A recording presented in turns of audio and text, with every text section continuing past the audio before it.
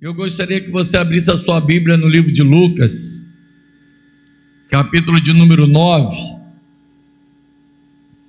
Nós vamos ler a partir do verso de número 57. Na minha tem o título assim: Jesus põe à prova os que queriam segui-lo. A Bíblia diz que aquele que quer seguir a Jesus, negue-se a si mesmo, tome a sua cruz e siga-me. Não é isso que a Bíblia fala para nós? E a Bíblia está dizendo para nós, nessa noite, algo que é interessante. Eu ia ler só o versículo 57, mas eu acho que pelo contexto, acho importante a gente ler, ia ler só o 62, desculpa. Mas eu acho interessante entender a partir do 57, que diz assim: quando andavam pelo caminho, um homem disse a Jesus: eu te seguirei para onde quer que fores. Jesus respondeu: as raposas têm tocas e as aves do céu têm ninhos, mas o Filho do Homem não tem onde reclinar a cabeça. A outro disse: siga-me. Ele, porém, respondeu: Senhor, deixa-me ir primeiro sepultar o meu pai. Jesus lhe disse: deixe que os mortos sepultem os seus próprios mortos. Você, porém, vá e proclame o reino de Deus. Ainda outro disse: vou seguir-te, Senhor, mas deixa primeiro voltar e despedir-me da minha família. Jesus respondeu: ninguém que põe a mão no arado e olha para trás é apto para o reino de Deus. Amém? Vamos orar. Senhor, em nome de Jesus, nós estamos aqui nessa noite, Pai, clamando ao Deus vivo, clamando ao Deus que tudo pode, ao Deus que, conforme nós cantamos ainda há pouco, Senhor Deus, tem poder para curar, para libertar, o poder para ressuscitar mortos. Mas, Pai, antes disso tudo, foi necessário nós reconhecermos um chamado, reconhecermos, Pai, uma missão que nós temos, que é de te seguir sem olhar para trás. Por isso, Senhor, que nessa noite Teu Santo Espírito venha ministrar a cada um de nós, e que em nome de Jesus, Pai, ainda que nós possamos estar desanimados, cansados ou perseguidos, possamos fazer conforme diz a Tua palavra, não olhar para trás, porque certamente, Pai, diz a Tua palavra, que aquele que perseverar até o fim, este será salvo. Então, Senhor, que cada um daqueles que aqui estão, cada um daqueles que já Te servem, cada um daqueles que já Te conhecem, jamais venha olhar para trás. Essa é a nossa oração nesta noite, Pai, em nome de Jesus, amém. Pode sentar, queridos.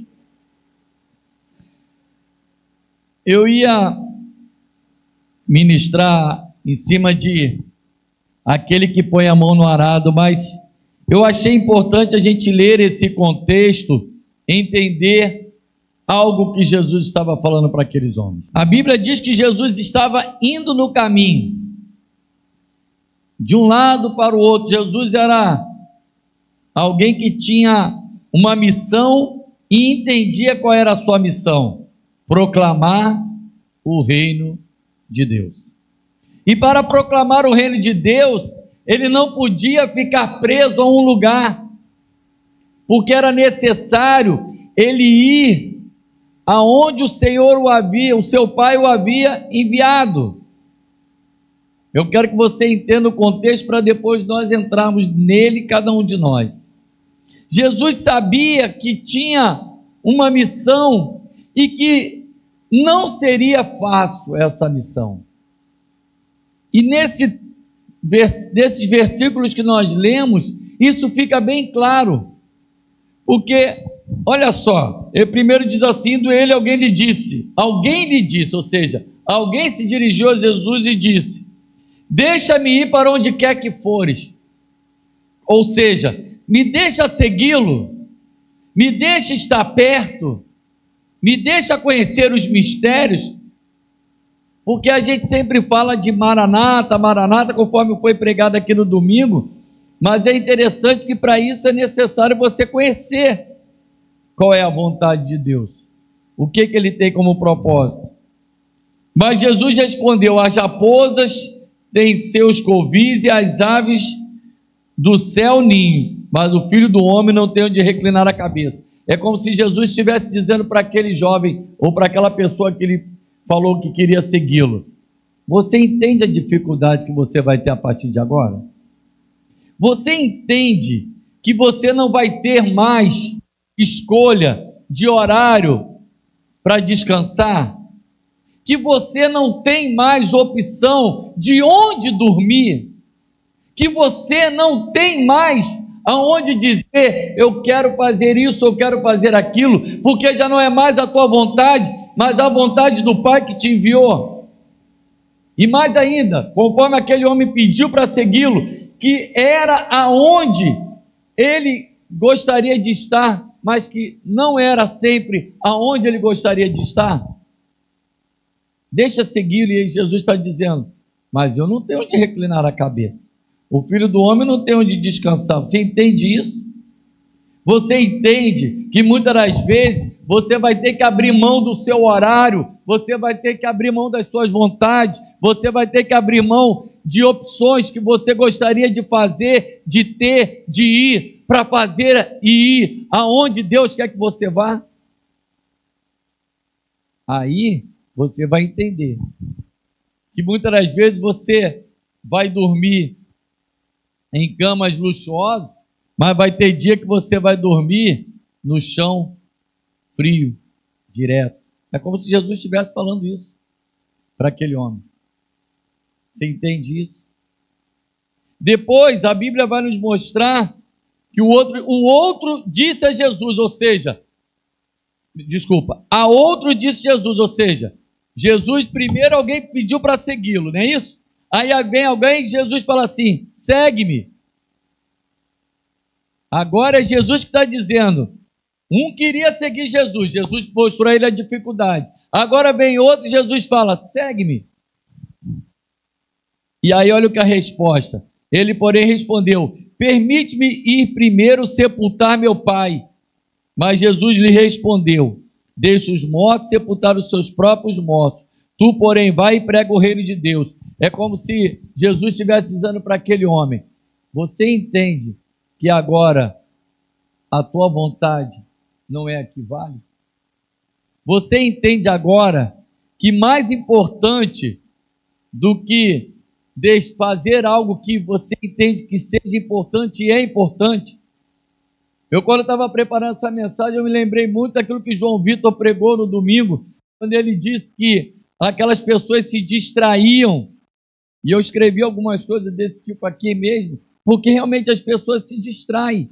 E sepultar o pai não era nenhum pecado, mas era algo que estaria impedindo dele fazer algo que era muito maior, que era a missão. Sabe o que o Senhor está falando aqui para nós? Que nós temos uma missão muito importante, que é divulgar, pregar e levar o reino de Deus à frente. Mais importante do que algumas coisas que nós entendemos como tão essenciais. Deixa sepultar o morto. Jesus diz: deixa os mortos sepultar os seus mortos. Ou seja, deixa que eles resolvem isso, porque não tem tempo a perder. Você não tem onde reclinar a cabeça e você também não tem escolha. Um queria seguir e o outro Jesus chamou. E todos colocaram e viram que existe dificuldade. E ainda o terceiro diz assim: o outro lhe disse: seguir-te-ei, Senhor, mas deixa primeiro despedir-me dos da minha casa. Me faz lembrar quando Elias chama Eliseu, né? Elias, quando chama Eliseu, que lança a capa, Eliseu fala: deixa primeiro eu ir lá falar com meus pais, deixa eu me despedir. E o que Elias fala para ele? Olha, eu só lancei a capa, você sabe muito bem o que eu estou te passando, você sabe da sua responsabilidade. Mas a Bíblia diz que Eliseu vai, e o que Eliseu faz? Queima a junta de boi, queima, faz um churrasco. Para quê? Para que nada daquilo que estava no seu passado pudesse agora lhe prender.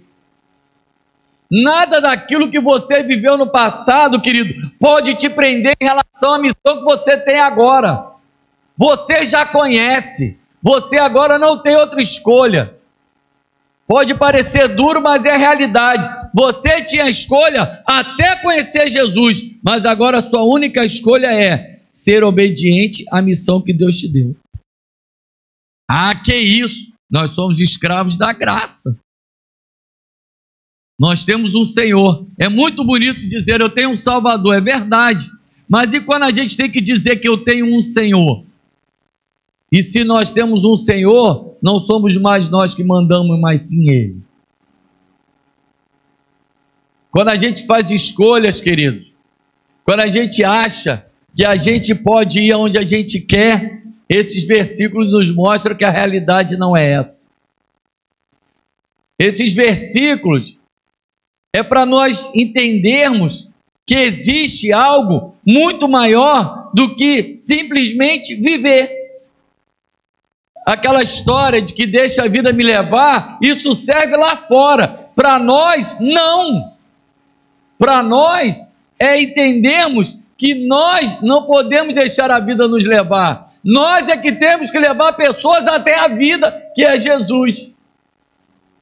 Nós é que temos uma missão muito maior, muito mais importante do que qualquer outra coisa que possa nos parecer.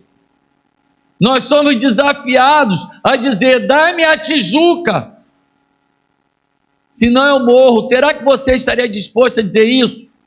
Mas para isso, você tem que estar disposto a cuidar daqueles que precisam do seu cuidado, de dia e de noite, nos tempos e fora de tempo.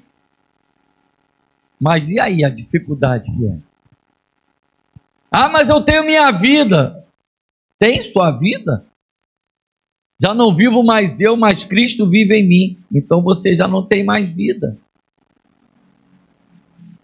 Amados, quando a gente prega o evangelho, que a gente diz, ó, você vai ser abençoado, você vai receber, é muito comum você ver pessoas vibrando, pulando, cantando, mas quando a gente vai para o evangelho da realidade, a gente vê que para isso acontecer é necessário abrir mão das nossas vontades.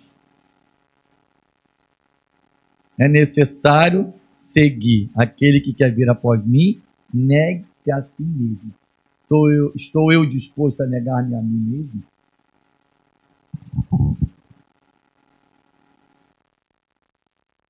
E aí, quando eu estava...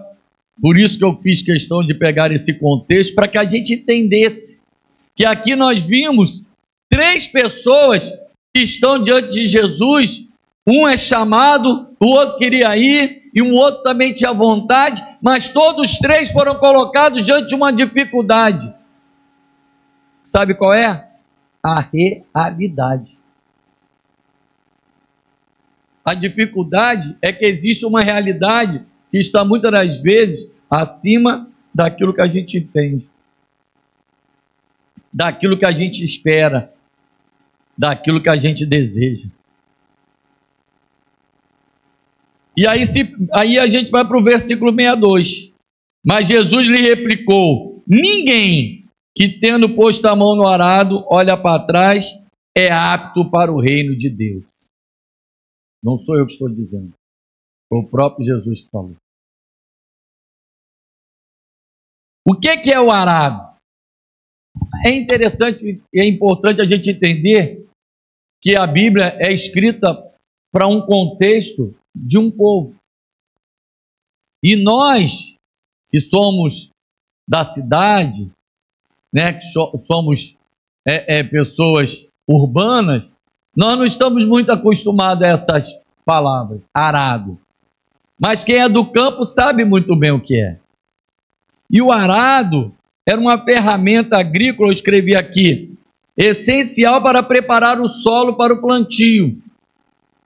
Nos tempos bíblicos, era em geral construídos de madeira e puxado por animais como bois e jumentos. Porém, olhar para trás, enquanto arava, era considerado perigoso, pois podia fazer com que a terra se tornasse desregulada e torta, ou seja, esburacada irregularmente. O que era o arado? O arado era um instrumento em forma de um híbrido, mais ou menos, e aqui a pessoa ia levando, empurrando, e que os animais iam na frente. E se você olhar para trás, olha qual é o nosso... Olha, eu estou olhando a mão aqui. Olhem para a minha mão para todos entenderem. Se eu fizer isso aqui, olha a tendência, olha o que aqui fez a minha mão. Minha mão não entortou? Se eu olhar para trás, eu não sei para onde eu estou guiando. Porque é muito mais simples, muito mais fácil você olhar para frente e andar reto. Me faz lembrar o tempo de quartel. No quartel, quando a gente estava marchando, a ordem, e o Anderson sabe muito bem disso, a ordem é olhar para a nuca de quem está na sua frente, porque aí você não erra. Você está olhando para a nuca, vai em frente.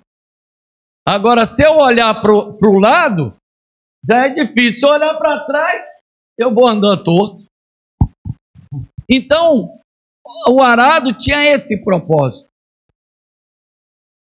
E aí, Jesus diz, tendo posto a mão no arado, olhar para trás, ninguém que tendo posto a mão no arado, olhar para trás, é apto para o reino de Deus.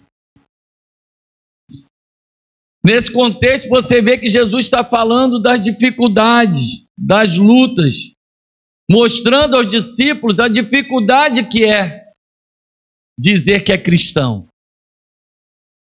dizer que segue a Jesus. Mas a Bíblia está nos mostrando que nós não podemos nem nos distrair e nem nos arrepender, porque senão nós não somos dignos daquilo que Ele está nos dando. E quando eu falo isso, amado, é muito mais do que somente o reino de Deus. É algo que o Senhor entregou na sua mão para você fazer. E Ele deu a cada um de nós.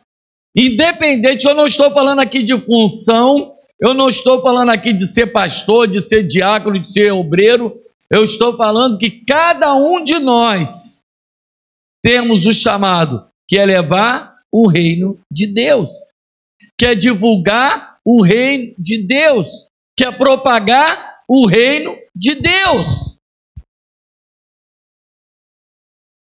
Jesus está mostrando que existe uma dificuldade para isso, que é para a gente não aceitar, não acreditar nesse evangelho de oba-oba que hoje a gente ouve.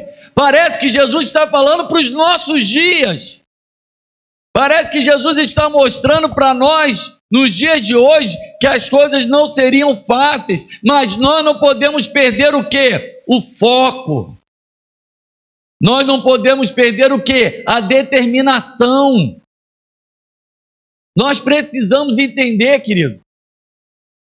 Então o senhor está dizendo que eu não posso me casar, que eu não posso passear, que eu não posso fazer o que eu quero. Você pode. Eu estou falando no contexto de que você não pode viver uma vida em que você escolhe o que quer fazer. O que eu quero fazer, não faço. Mas o que eu não quero, esse sim acabo cometendo, não é o que a gente canta? Mas será que isso é o normal? O certo? Essa é a vontade de Deus para nós? Não. Jesus está dizendo aí, mantenha o foco. Mantenha. Jesus está mostrando para os seus discípulos, ou seja, para nós, seus seguidores, que nós não podemos nos distrair com as coisas do passado, não podemos olhar para trás, querido. Para de se acusar. Para também de sentir saudade daquilo que ficou para trás. Eu era tão feliz. Você era feliz? Sim. Ninguém está dizendo que você não possa ser feliz num tempo passado, no sentido de você ter vivido algum momento bom. Mas você tem que se alegrar, porque hoje você tem algo que é muito melhor do que qualquer coisa que você possa ter vivido. Porque hoje você tem a certeza da tua salvação. Porque hoje você tem a alegria da salvação.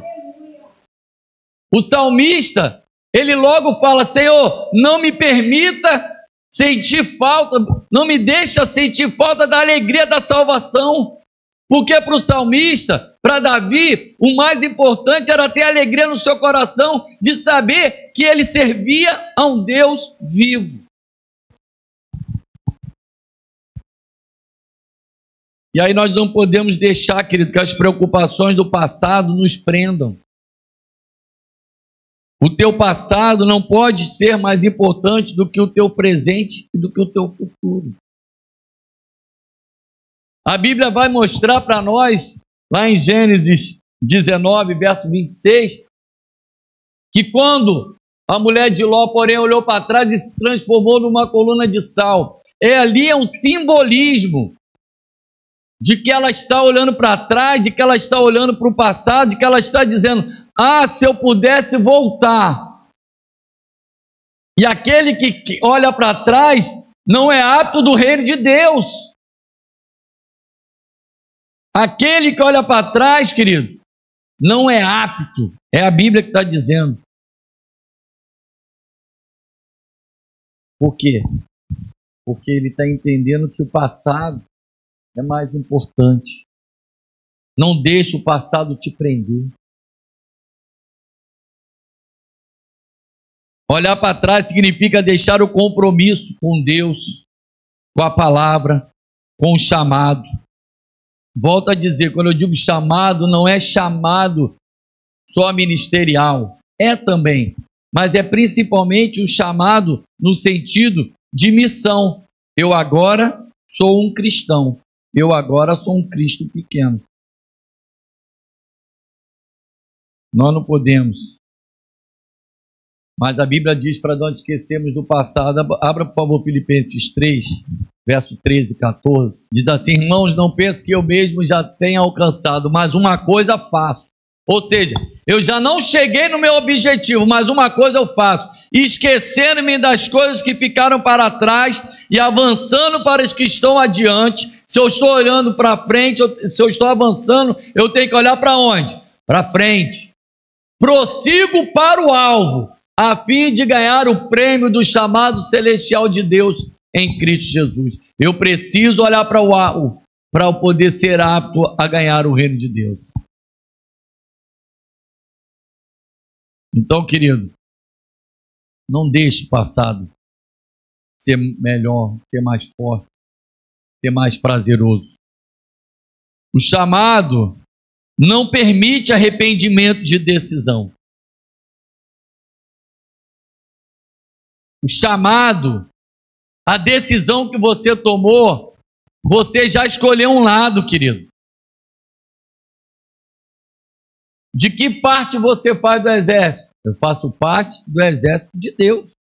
Você já foi regimentado para um exército.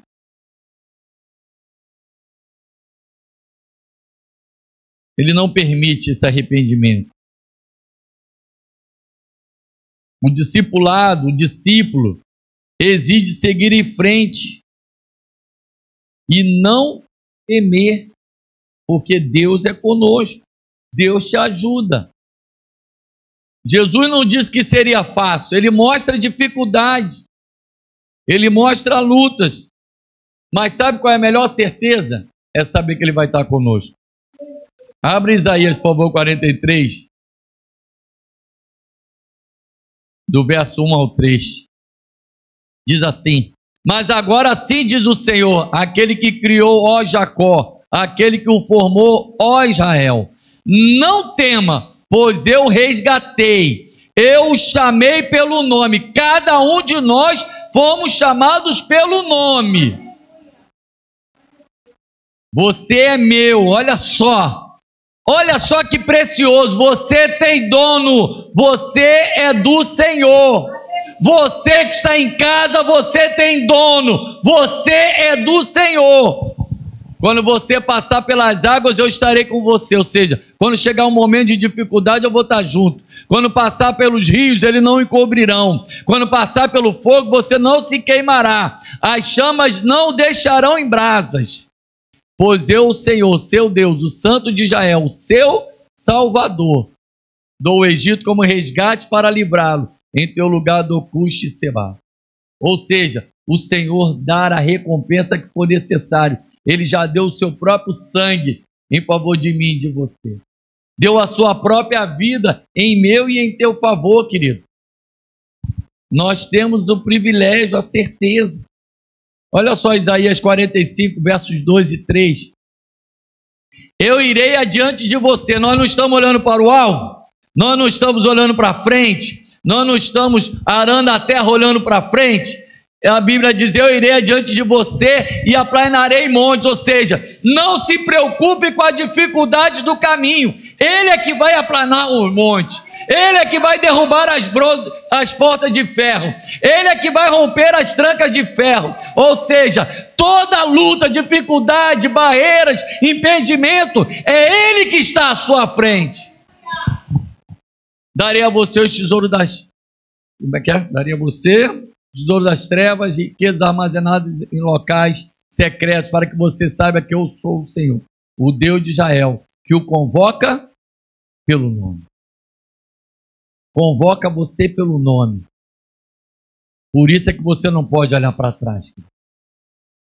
Porque você sabe que foi o Senhor que te chamou. E o Senhor está nos chamando para um compromisso. Volto a dizer, compromisso não é posição, função, é compromisso. Qual é o meu compromisso? Mostrar o reino. Por isso você precisa continuar firme. Não deixe as distrações te dominar. O Senhor quer que nós não venhamos nos distrair. Abra, por favor, Romanos 12, versos 7 e 8. Se o dom é servir, presta bem atenção nisso. Se o dom é servir, sirva. Se é ensinar, ensine. Se é encorajar, que assim o faça. Se é contribuir, que contribua generosamente. Se é exercer liderança, que a exerça com dedicação. Se é mostrar misericórdia, que o faça com alegria. Tudo que eu fizer, eu tenho que mostrar que eu estou fazendo o melhor. A Bíblia manda a gente fazer como se fizermos a quem? A Deus. Então nós temos que fazer o quê? O melhor. Cuidar da sua família, cuide da melhor maneira. Cuidar da sua casa, cuide da melhor maneira. No trabalho, também exerça com qualidade. Exerça com afinco. Exerça com responsabilidade. Exerça com pontualidade. Exerça com compromisso. Você faz parte de uma missão no seu trabalho. Você faz parte de uma missão na sua casa. Você faz parte de uma missão na igreja. Ou seja, em todo lugar que nós estivermos, nós estamos cumprindo uma missão. Em cada um dos lugares. Mas todas elas nós temos a mesma missão, que é mostrar Cristo. Que é mostrar que nós somos servos desse Deus vivo. E nós precisamos ter referência, querido. A gente precisa ser referência. Exerça caminhando com atenção e zelo. Sem olhar para trás. Quando reconhecemos Cristo, nós já escolhemos o lado, amém? Nós não podemos olhar para as distrações. Nós não podemos deixar com que as dificuldades, as lutas, não ter aonde reclinar a cabeça. Jesus está dizendo é isso, olha, as dificuldades vão surgir. Vão vir tempos difíceis, sempre vem. Vão vir tempos, queridos, e todos nós passamos por isso, em que a gente olha e fala assim, Senhor, a minha vontade é desistir. A minha vontade é desanimar.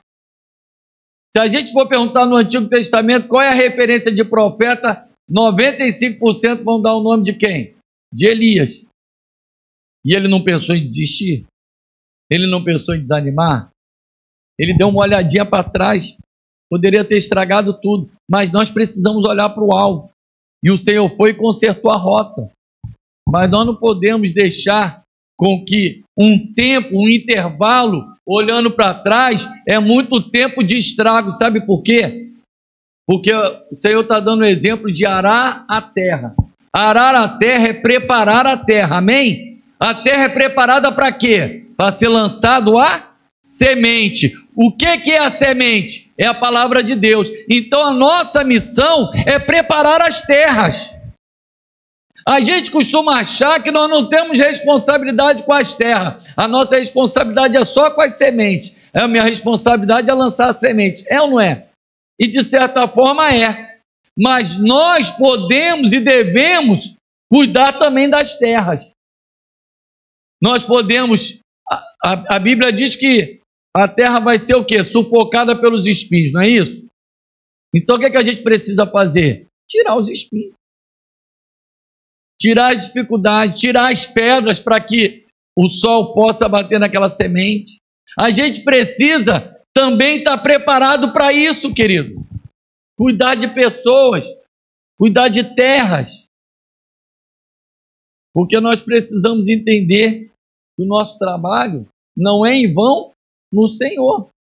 1 Coríntios 15, 58. Precisamos permanecer firmes, querido. Olha o que a Bíblia diz. Portanto, meus amados irmãos, mantenham-se firmes e inabaláveis. A sua mão tem que estar firme ali no arado, ó. Botou a mão na frente, querido, agora olha para frente e segue.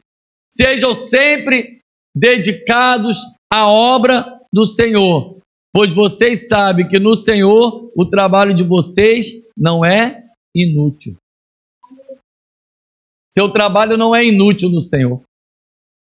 O seu trabalho, querido, de arar a terra é muito importante. Você tem um chamado no Senhor.